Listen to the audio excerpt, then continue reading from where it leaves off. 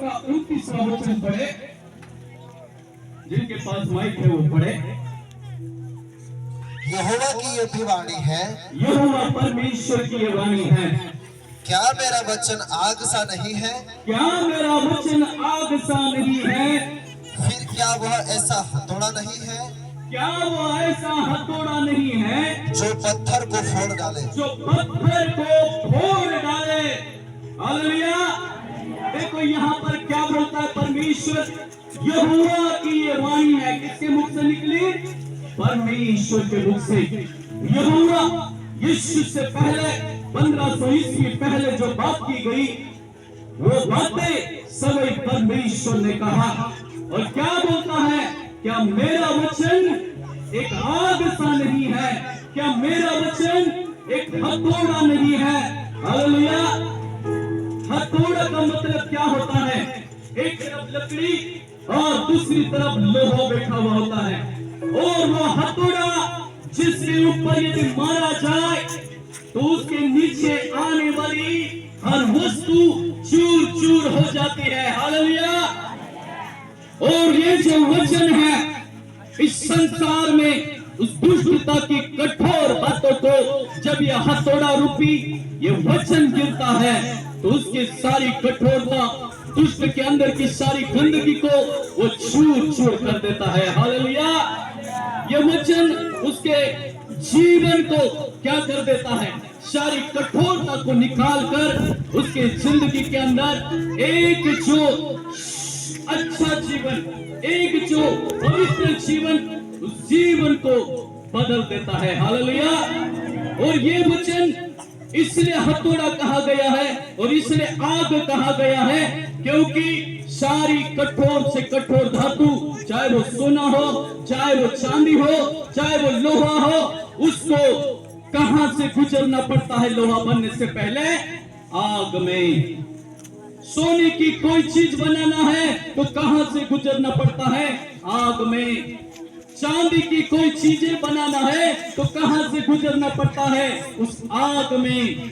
और जब आग में डाला जाता है और आग में डालने के बाद उस लोहे को यदि ऐसा बनाना है तो उसके ऊपर क्या मारा जाता है? हथौड़ा। हालेलुया। इस संसार के ठीक और कठोर लोग होने के कारण से वो जिंदे परमेश्वर को भूल गए थे, इसलिए परमेश्वर ने अपने मुख से यहोवा की वाणी दी कि उसका वचन एक हथौड़ा है। हालेलुया। जब लोग किसी के ऊपर पड़ जाता है तो दुष्ट चूर चूर हो जाता है, वो खत्म हो जाता है। और जब आग में डाला जाता है, लोहे को आग में डालते हैं तो उसके ऊपर की जो सारी क्या होती है? परत चढ़ी होती है, जिसको हम जंग कहते हैं। आग में डालने के बाद जब यह हथौड़ा पड़ता है तो वो सारा जंग भी मिटकर खत्म हो जाता है, क्योंकि ये हथौड़ा अंदर से एक प्योर जीवन को बाहर लाने का काम करता है। इसलिए यहोवा परमेश्वर की ये वाणी है कि मैं ये हथौड़ा इस संसार के पूरे दुष्ट लोगों के जिंदगी को बदलने के लिए देता हूँ। और जब यह हथौड़ा पड़ता है तो शैतान रोता हुआ, घबराता हुआ, कांपते हुए भाग जाता है। हालेलुया। इसलिए डरने की जरूरत नहीं, इस हथौड़े को तुम्हारे हाथ में लेकर चलना है मेरे प्रियो। और दूसरा वचन और हम पढ़ेंगे इब्रानियों की किताब उसका 4 अध्याय और उसका 12वां वचन। इब्रानियों की किताब 4 उसका 12 पढ़ो। पढ़ने में देरी ना करे, पढ़ो। परंतु क्योंकि परमेश्वर का वचन जीवित और प्रबल और हर एक दो धारी तलवार से भी बहुत चोखा है और प्राण और आत्मा को और गांठ गांठ और गुदे गुदे को अलग करके आर पार छेदता है और मन की भावना और विचारों को जांचता है। आमीन। हालेलुया। परमेश्वर का वचन क्या है? 2 धारी तलवार, चोखी तलवार, चमकने वाली तलवार। उसकी धार एक तरफ नहीं है। हम जब एक धार बनाते हैं, भाला बनाते हैं, तलवार बनाते तो एक तरफ होती है, पर ये जो तलवार है परमेश्वर का वचन 2 धारी तलवार है। हालेलुया। इधर चलाओगे तो भी काटेगी, इधर चलाओ तो भी काटेगी, दोनों तरफ कटना तय है जिसने इस तलवार को थाम लिया है। हालेलुया। और आगे ऐसा लिखा है, वो आत्मा को, दूधे को आर पार छेद देती है। आत्मा क्या है? एक हवा।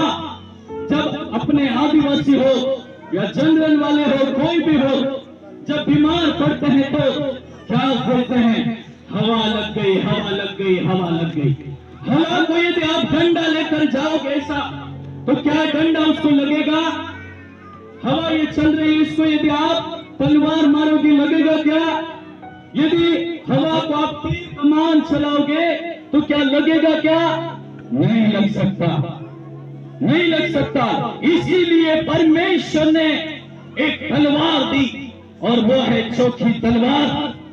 और जब ये तलवार जब चलती है तो लिखा है, ना दिखाई देने वाली वो आत्मा, दुष्ट आत्मा, जिसको हम शैतान और आदिवासी में भूतड़ी डाकनी बोलते हैं, जिसके ऊपर ये तलवार चलती है तो दुष्ट आत्मा चिल्लाते हुए, कांपते हुए उसके अंदर की सारी गंदगी को लेकर भाग जाती है। हालेलुया। ये वो दोधारी तलवार है, हवा को भी काटने की ताकत रखती है। जब मनुष्य दिखाई देता है तो हम उसके ऊपर वार कर सकते हैं, और जो चीज कभी दिखाई ना दे, जो चीज की आंखें होते हुए भी वो नजर ना आए, उसको काट सको, इसलिए परमेश्वर ने इस वचन को 4000 साल पहले देकर आपके प्रिय लोगों को ये तलवार थमा दी है। हालेलुया। और ये तलवार तुम्हारे हाथ में है, और ये तलवार तुम थाम कर भी तुम बोलते हो कि मैं बहुत कमजोर हूं। यहाँ बोला से कभी खोकड़ी जाए रात 12 बजे तुम्हें कि बीक लागे, झाड़ का तोले से निकलो तो बीक लागे, मुझे डर लगता है। अरे मैं उसके घर खाना खाई थी और मुझे क्या क्या हो गया। तुम्हारे पास युद्ध लड़ने के लिए पहला तो हथौड़ा है, दूसरी तलवार है, और तलवार हाथ में लेकर भूतनी के पीछे नहीं आगे आगे भाग रहे हैं। किसको भागना चाहिए? बोलो, शैतान को भागना चाहिए। अरे तुम्हारे हाथ में तलवार है, तुम्हारे हाथ में तीर है, और तुमको यदि चलाते नहीं आए तो सच में भागना ही पड़ेगा। इसीलिए आज से 4000 साल पहले परमेश्वर ने इसकी रचना की कि मैं इस तलवार को तुम्हें देता हूं, तुम चलाना सीख जाओ। हालेलुया। परमेश्वर के ताली बजाओ। तुम्हारे पास अद्भुत विचार परमेश्वर ने देकर रखा है। ये तलवार क्या करती है? ये तुम्हारे विवेक और मन को जागृत कर देती है। हालेलुया। ये तलवार विरोध करने वाली, सारी बाधा उत्पन्न करने वाली, रुकावट डालने वाली, तुम्हारे शरीर को कमजोर करने वाली, तुम्हारे कलेजे को खा जाने वाली, किडनी को खा जाने वाली ऐसी दुष्ट आत्मा को, भूत और चुड़ैल को भी वो दिखाई नहीं देती, पर जिसके पास ये तलवार है वो भागती भी नजर आएगी। बस चलाते आना चाहिए। हालेलुया। हालेलुया। हथौड़ा जिस पर गिरता है चूर चूर कर देता है, और यह तलवार जिस पर चलती है शैतान के सारे राज्यों को खत्म कर देती है। हालेलुया। हालेलुया। और तीसरी बात एक और है, पहला पत्रस और उसका 1 अध्याय और 23वां वचन पढ़े। पहला पत्रस, क्योंकि तुमने नाशवान नहीं पर अविनाशी बीज से परमेश्वर के जीवते और सदा ठहरने वाले वचन के द्वारा नया जन्म पाया है। हालेलुया।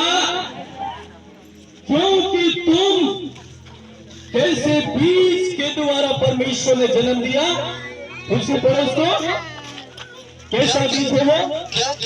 क्योंकि तुमने नाशवान नाश होने के लिए नहीं, नाशवान नहीं पर अविनाशी बीज से परमेश्वर के जीवते और सदा ठहरने वाले वचन के द्वारा नया जन्म पाया है। जीवते और सदा ठहरने वाले वचनों के द्वारा परमेश्वर ने तुमको एक नया जीवन दिया है। हालेलुया। वो नाशवान नहीं, जो बीज आज मेरे प्रियो, जो इस बीज को अपने हृदय में बोलेगा वो नाश नहीं होगा पर अविनाशी हो जाएगा। ये जो बीज जिसके अंदर आ जाएगा वो कभी समाप्त नहीं होगा। उसकी जो जिंदगी है वो अमर हो जाएगी। उसका जीवन जो है अनंत अनंत काल तक कभी नहीं मिटेगा। हालेलुया। क्योंकि ये ऐसा बीज है, ये अविनाशी नहीं है, परंतु ये जो बीज है ये नाशवान नहीं पर अविनाशी है, जो कभी समाप्त नहीं होगा। हालेलुया। बीज जब बोया जाता है तो वो बीज क्या करता है, जमीन के अंदर जब बोते हैं तो उगता है, और उगने के बाद में उस बीज में सबसे बड़ी विशेषता यह है कि वो बीज, क्योंकि मनुष्य जो है पाप करके, बुराई करके, गुनाह करके, व्यभिचार करके ये दिया हुआ परमेश्वर का जीवन पाप के कारण मर चुका था। और इस मरी हुई मरुस्थल भूमि में, इस बंजर भूमि में, मरी हुई जगहों पर परमेश्वर ने एक अविनाशी बीज को बो दिया है। और ये बीज जितने धर्मी लोग अपने हृदय में ले लेंगे तो वो व्यक्ति कभी समाप्त नहीं होगा। वो अविनाशी बीज है, वो सदा ठहरने वाला बीज है। वो कभी आपकी जिंदगी को समाप्त की ओर नहीं ले जाएगा परंतु अनंत जीवन की ओर ले जाएगा। हालेलुया। हालेलुया। ये शरीर आपका कितने समय के लिए है? 70 या 80 या 100 साल के लिए है। हालेलुया। इस शरीर की जिंदगी की, शरीर की उम्र कितनी है? 60-70 साल, 100 साल, 80 साल या 120 साल। परंतु आपको मालूम है आत्मा की उम्र कितनी है? हालेलुया। आत्मा की उम्र कितनी है मालूम है? अनंत अनंत काल तक, यानी कि हजारों हजारों साल। तुमको क्या चाहिए? हालेलुया। कौन सा बीज चाहिए? शरीर की उम्र 60-70 या 100 साल की है, परंतु आत्मा की उम्र हजारों हजारों साल की है। इसलिए परमेश्वर ने ये लोग 60-70 साल के बाद खत्म हो जाएंगे, और उसके बाद यदि पापी है तो वो नरक आग में खत्म हो जाएंगे। इसलिए परमेश्वर ने इस अविनाशी बीज को आज से 4000 साल पहले मूसा के द्वारा सीने पर्वत पर इस पवित्र बीज को परमेश्वर ने आपकी और मेरी जिंदगी में बो दिया है। हालेलुया। ताकि तुम्हारी जो जीवन है वो कितने समय तक जिंदा रहे? हमेशा हमेशा अनंत काल तक जिंदा रहे। हालेलुया। इसीलिए परमेश्वर ने इस बीज को आपके और मेरे लिए बोया है। ये कभी नाश होने के लिए नहीं, 60-70 साल जीने के लिए नहीं, परंतु अनंत अनंत काल तक जिंदा रहने के लिए परमेश्वर ने जो आदन और वाटिका में जो अमरता का जीवन दिया था, दुष्ट ने पाप करा के छीन लिया था, उस जिंदगी को वापस देने के लिए इसकी रचना किया है। हालेलुया। ताली बजाए परमेश्वर। परमेश्वर जो है, एक वचन और पढ़े, याकूब की किताब उसका 1 अध्याय और उसका 23 और 24 ब्रेक लेते लेते पढ़ो। हालेलुया। याकूब की किताब, क्योंकि जो सुनने वाला हो, क्योंकि जो वचन का सुनने वाला हो और उस पर चलने वाला ना हो, उस पर चलने वाला ना हो, तो वह उस मनुष्य के समान है, वो उस मनुष्य के समान है जो अपना स्वाभाविक मुंह दर्पण में देखता है, अपना चेहरा आईने के अंदर, कांच के अंदर देखता है, और 24 भी पढ़ दीजिए। इसलिए कि वह अपने आप को देखकर चला जाता, इसलिए अपने आप को देखता है और फिर चला जाता है, और तुरंत भूल जाता है कि वह कैसा तुरंत था। भूल जाता है कि मैं कैसा दिखाई देता हूँ। Hallelujah, hallelujah. तो ये जो परमेश्वर का वचन एक दर्पण के समान है। दर्पण मतलब कांच, कांच मतलब चेहरा देखने वाला शीशा। हालेलुया। हम वचन की तरफ ध्यान दें। किसके समान है? आईने के समान। अपनी आदिवासी भाषा में कहते आर्शो। हालेलुया। परमेश्वर का वचन कहता है जो सुनता है और इन वचनों को अपने अंदर ले लेता है, वो व्यक्ति अपनी जिंदगी की छवि को उसके अंदर देखता है। हालेलुया। जैसे एक दर्पण में एक व्यक्ति का प्रतिरूप दिखाई देता है। हालेलुया। दर्पण में क्या दिखाई देता है? अपना रूप, ये ऊपर का चेहरा, अपने हाथ, अपने पैर। हालेलुया। और यदि गंदगी चेहरे के ऊपर है, शरीर के ऊपर है, तो कांच में देखकर हम जान लेते हैं कि इसके अंदर मेरे चेहरे पर मिट्टी लगी हुई है। हालेलुया। मेरे शरीर के ऊपर गंदगी लगी हुई है करके हम समझ लेते हैं। हालेलुया। पर क्या आपको मालूम है इस आत्मा के अंदर, इस जिंदगी के अंदर गंदगी लगी है, तो उसको आप कैसे देखोगे? उस कांच में देख पाओगे क्या? तीन आरसा में देखी पाओ सुगाई। हालेलुया। अरे तुम अपने आप में पाप करते हुए भी तुमको एहसास नहीं होता कि मैं गलती कर रहा हूँ। चोरी करते हुए भी एहसास नहीं होता कि मैं चोरी कर रहा हूँ। झूठ बोल रहे वो भी बोलते मैं अच्छा हूँ, पाप कर रहे वो भी बोलते मैं अच्छा हूँ, क्योंकि उसकी गंदगी उसको दिखाई नहीं देती है, क्योंकि शैतान ने उसकी आंखों को अंधा कर दिया है। हालेलुया। इसीलिए 2024 साल पहले ये एक आईना दिया, और ये आईना जब हम प्रतिदिन ऐसे खोलकर इसके अंदर देखते हैं, प्रतिदिन उठकर इसको देखते हैं, तो ये चेहरा नहीं बताता, परंतु आपके अंदर के उस जिंदगी को बताता है जिसमें गंदगी छुपी हुई है। हालेलुया। ताली बजाए परमेश्वर की। मैं गुनहगार हूं, मैं कैसे देख पाऊंगा? मेरे अंदर चोरी है, मैं कैसे देख पाऊंगा? मैं गलत हूं, मैं कैसे देख पाऊंगा? इसलिए परमेश्वर ने आज से 2024 साल पहले इसी आईने को, इसी कांच को तुम्हारे लिए दे दिया है, इसीलिए इसकी रचना की गई है। हालेलुया। और गंदगी लेकर क्या हम परमेश्वर के राज में जा सकते हैं? परमेश्वर से मिल सकते हैं? नहीं।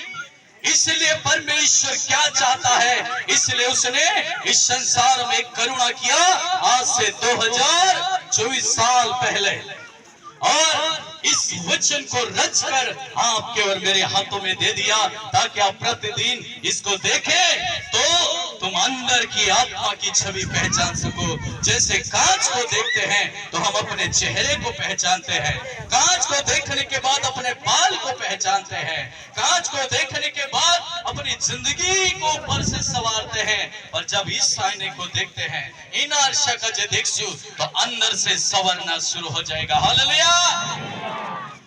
इसलिए परमेश्वर ने ये पवित्र वचन दिया है। हालेलुया।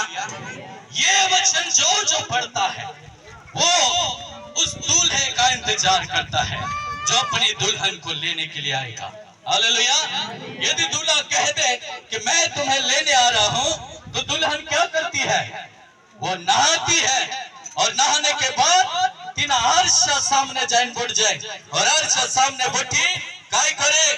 अपना चेहरा का जो संवारना शुरू कर दे, अपना बाल का जो संवारना शुरू कर दे, अपना शरीर का जो श्रृंगार शुरू कर दे, क्योंकि दूल्हा आ रहा है करके। हालेलुया। हालेलुया। दूसरे आगमन पर कितने लोग विश्वास करते हैं कि यीशु मसीह का जो पूछ लेना है उसे हाथ ऊपर करो। हालेलुया। क्या आप लोग स्वर्ग जाना चाहते हैं? तो दूसरे आगमन का प्रतिदिन इंतजार करो, प्रतिदिन उसके लिए प्रार्थना करो, और परमेश्वर से कहो कि प्रभु तुम मेखे का जो लेने आने बज रही है। हालेलुया। तो लेने आओ, अपने आप को संवारेंगे। कैसे संवारेंगे? इस वचन के द्वारा, हालेलुया, इस वचन के द्वारा हम संवारेंगे। और ये जो वचन है, ये वचन आपके ऊपरी शरीर को नहीं, अंदर के दुल्हन को संवारेगा। ताली बजाए। इस शरीर को श्रृंगारने से स्वर्ग नहीं मिलेगा, पर अंदर की आत्मा को संवारने से तुम परमेश्वर के राज्य में खड़े हो चुकोगे। इसलिए इस वचन को दिया है उसने। Hallelujah, hallelujah. और वचन पढ़े, भजन संहिता 119 का 105। हालेलुया, भजन संहिता 119 का 105। तेरा वचन मेरे पाँव के लिए दीपक, तेरा वचन मेरे पाँव के लिए दीपक और मार्ग के लिए उजाला है। मार्ग के लिए उजाला है। हालेलुया। तेरा वचन जब मैं इसे पाँव रखूंगा तो क्या रहेगा? बोलो, अरे बोलो, क्या सुना? फिर से पढ़ दीजिए भाई। तेरा वचन मेरे पाँव के लिए दीपक, मेरे पाँव के लिए दीपक और मेरे मार्ग के लिए उजाला है। हमारी वाट वाट उजालो बन जैसे। हालेलुया। क्या आपको मालूम है, आप अंधकार में चलते हो, अपना कदम रखते हो, उसके नीचे क्या है नहीं मालूम, पर तेरा वचन जब मैं अपने कदम को रखूं उससे पहले वहां पर उजाले को खड़ा कर देता है। मुझे जहां जाना है उस रास्ते के बारे में मुझे नहीं मालूम, उस वाटन बारे में नहीं मालूम, पर जब हम प्रार्थना करते हैं, सुबह उठते हैं, और सुबह उठने के बाद में जब प्रार्थना करते हैं और क्या बोलते हैं? ऐ परमेश्वर, आज मैं मेरी जिंदगी को तेरे हाथों में रखता हूं, मेरे घर को तेरे हाथों में रखता हूं, और यहां से मेरा सफर खरगोन के लिए है। कि यहां से तुम्हारी आंखें खरगोन देख पाएगी? नहीं। पर परमेश्वर को जब आप बोलते हो तो यही वचन तुम्हारे मार्ग के लिए उजाला बनकर तुम्हारी वाट काजे, चूखो करतो खरगोन तक अगोल अगोल चाले। हालेलुया।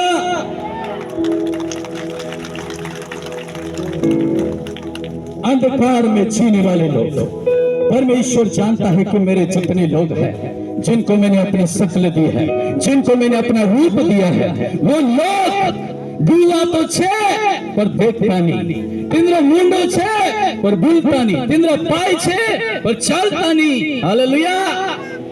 इसलिए मुर्दे और जिंदे में कोई फर्क नहीं। वो पाप करता है तो भी उसको एहसास नहीं होता, झूठ बोलता है तो भी एहसास नहीं होता, गलत करता है तो भी एहसास नहीं होता। क्यों? क्योंकि ये देख मरे हुए को हम आवाज देंगे तो उसको एहसास होगा क्या? नहीं। मोरला का जाहिर शिपी जो समल से काय नहीं समले। हालेलुया। इसीलिए ये वचन तुम्हारी जिंदगी के अंदर क्या कर देता है? उजाला कर देता है। और ये वचन पहली बात हमने सीखा, एक हथौड़े के समान तुम्हारे हाथ में दिया गया है। ये वचन तलवार के समान तुम्हारे हाथों में दिया गया है। ये वचन उस आग के समान तुम्हारे हाथों में दिया गया है। ये वचन कभी ना मरो इसलिए अविनाशी बीज के द्वारा दोबारा तुमको जन्म दिया गया है। ये वचन तुम चलने के लिए तुम्हें उजाले की भी जरूरत है, इसलिए यह वचन तुमको उजाले के लिए दिया गया है। हालेलुया। मनुष्य कैसा चलेगा? मनुष्य कैसा जिएगा? परमेश्वर अपने स्वरूप को इस पवित्र वचन में दिखाता है ताकि मनुष्य परमेश्वर को जाने। Hallelujah, hallelujah. ये परमेश्वर का पवित्र वचन है। एक वचन और पढ़े, पहला पत्रस उसका 2 उसका दूसरा वचन। पहला पत्रस उसका 2 अध्याय और उसका दूसरा वचन। हालेलुया। पहला पत्रस उसका 2। बच्चे के समान निर्मल, मैं जीते हुए बच्चे के समान निर्मल आत्मिक दूध की लालसा करो। निर्मल आत्मिक दूध की लालसा करो। हालेलुया। दूध क्या है? जन्म लेने वाले बच्चे का भोजन। हालेलुया। पहला भोजन क्या है मनुष्य का? माँ का दूध। पहली रोटी माँ का दूध।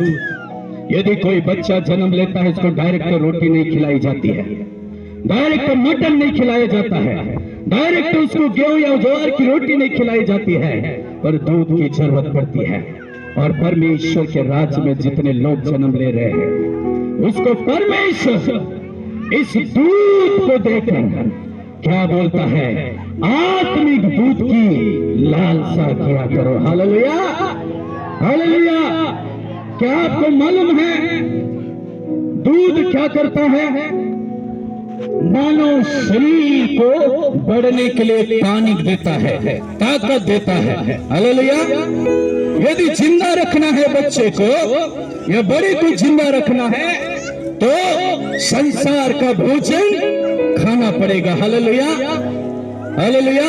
जो संसार में रोटी है, जो संसार में भोजन है, वो तुम्हारे शरीर को जिंदा रख सकता है, पर आत्मा को जिंदा रखना है तो तब क्या करना पड़ेगा? जैसे उस दूध को पीकर बच्चा जिंदा रहता है, यदि आत्मा को जिंदा रखना है तो ये दूध का कटोरा तुम्हारी जिंदगी में पीना शुरू करना पड़ेगा। हालेलुया। इस आत्मिक दूध को पीना शुरू कर दो। हालेलुया। क्यों? क्योंकि जैसे मनुष्य को रोटी की जरूरत है, वैसे ही मनुष्य की आत्मा के लिए वचन भी जरूरी है। Hallelujah, hallelujah. बोल यीशु मसीह की।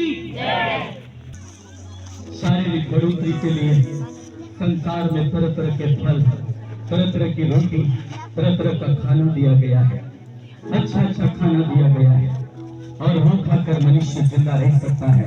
पर प्रियो, ये परमेश्वर का वचन यदि आपके और मेरे हाथों में आज से 50 साल पहले, 2024 साल पहले यीशु के रूप में सिर्फ 60-70 साल जीकर, 100 साल जीकर, 120 साल जीकर मर जाते और उस नरक में डाल दिए जाते। हालेलुया।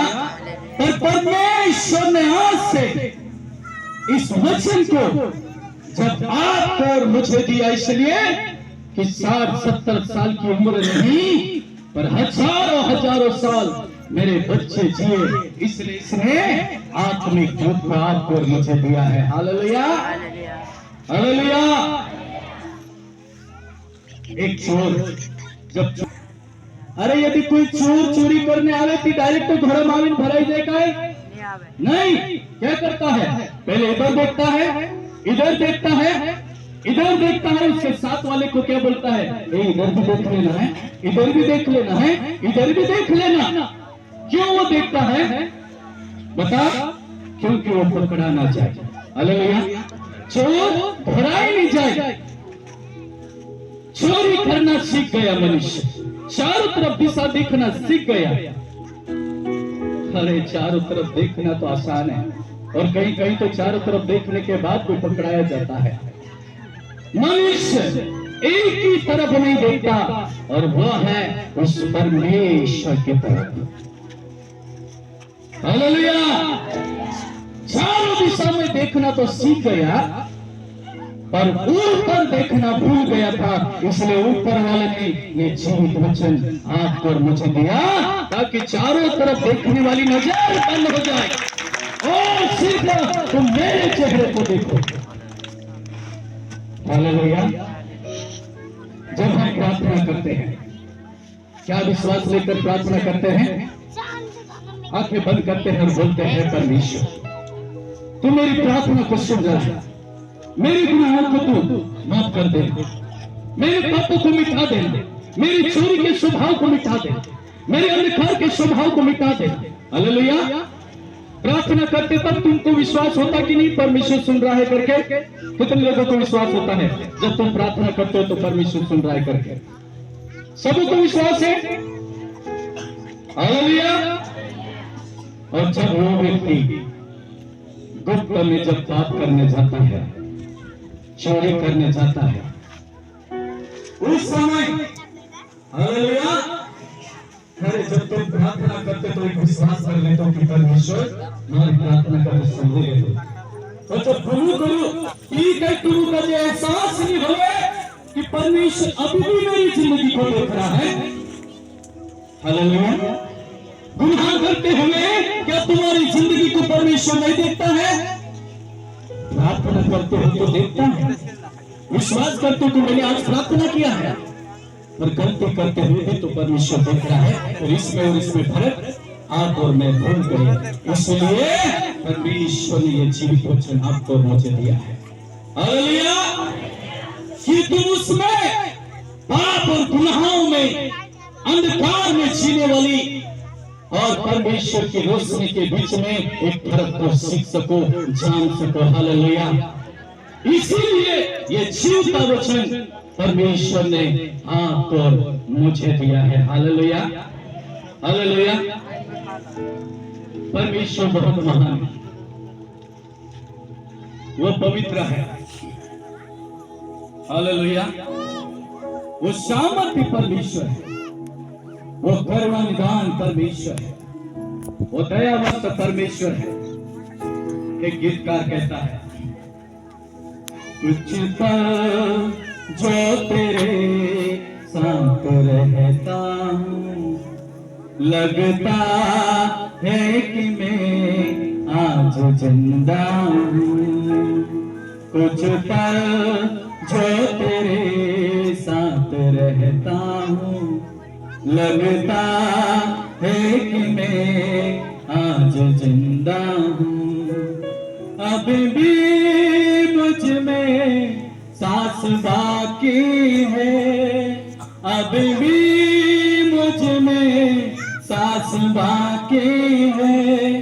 तेरे साए में मैं खुश रहता हूँ, लगता है कि मैं आज जिंदा हूँ। कुछ पल जो तेरे साथ रहता हूँ, लगता है कि मैं आज जिंदा हूँ। यहाँ पर लग रहा आपको कि मैं आज जिंदा हूँ? पाप के कारण मरी हुई जिंदगी। वचन में लिखा है, पाप की मजदूरी मृत्यु है। और हम जितने भी यहाँ पर बैठे हुए हैं, कैसे थे? सब पापी थे, और पाप ने हमको मार दिया था, हम जिंदा नहीं थे।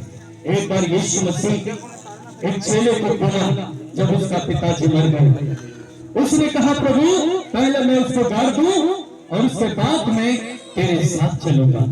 यीशु मसीह ने कहा, मुर्दे को मुर्दा गाड़ने दे, तब तू तो मेरे पीछे चल। क्या बोला? जो गाड़ने वालों को भी मुर्दा बोला और जो मर गया उसको भी मुर्दा बोला। क्यों यीशु ने अपने मुख से बोला? क्या वो झूठ बोलता है? नहीं। हालेलुया। मुर्दे को मुर्दा गाड़ने दे, मर गया वो तो मरा हुआ है, तो जिंदे को भी बोला। इसलिए क्योंकि पाप करके, गुनाह करके, गलती करके आपकी और मेरी जिंदगी उस खुदा की नजर में मृत हो गए, मर गए। हालेलुया। इसलिए वो कहता है, कुछ पल में तेरे साथ जीता हूँ, कुछ पल में तेरे साथ चलता हूँ। जब हम घुटना टेकते हैं, जब परमेश्वर की उपस्थिति में आते हैं, तो हमारी जिंदगी क्या हो जाती है? जीवित हो जाती है। हालेलुया। ताली बजा। कितने लोग आज सुंदर हो गए? हाँ, ऐसे 2-3 भाई हाथ कर रहे हैं। क्या अभी भी लग रहा है कि हम मर गए हैं? कितने लोग विश्वास करके मैं आज जिंदा हो गया? हालेलुया। यही एक वचन जो अविनाशी, जिसको नाश नहीं कर सकता, इसी परमेश्वर के जीते वचन ने मुझे अनंत हजारों साल के लिए मरी हुई जिंदगी के ऊपर एक बीज बोकर मुझे जिंदा कर दिया है। हालेलुया। इसलिए मैं कह सकता हूँ, मेरी जिंदगी अब कभी नहीं मर सकती। हालेलुया। क्या आपको विश्वास है? विश्वास करना बड़ी मुश्किल है ना? हालेलुया। विश्वास करना बड़ी मुश्किल है ना? एक समय पहले यहोशू की किताब में ऐसा लिखा हुआ है, एक उसके 8वें वचन में, उसका 1 और 8 पढ़ दीजिए मेरे भाई। क्या लिखा हुआ उसके अंदर? हालेलुया। व्यवस्था की यह पुस्तक तेरे चित्त से, व्यवस्था की यह पुस्तक, ये वाली पुस्तक तेरे चित्त में, इसके दिमाग के अंदर से पढ़ो, कभी ना उतरने पाए, कभी उतरने मत देना। इसी में दिन रात ध्यान दिए इन्हीं किताब में दिन रात तू देखते रहो छे, ध्यान देते रहो छे। इसलिए कि जो कुछ उसमें लिखा है जो भी रे मां लिखलो छे उसके अनुसार करने की तू चौकसी करे। एरे अनुसार तू चलने चौकसी कर जी, कोशिश कर जी, क्योंकि ऐसा ही करने से तेरे सब काम सफल होंगे और शू करीस थी तारा आखा काम सफल हो जासे, और तू प्रभावशाली होगा। और तू प्रभावशाली होगा। हालेलुया। क्या वचन को भूल जाने से, इस वचन को छोड़ देने से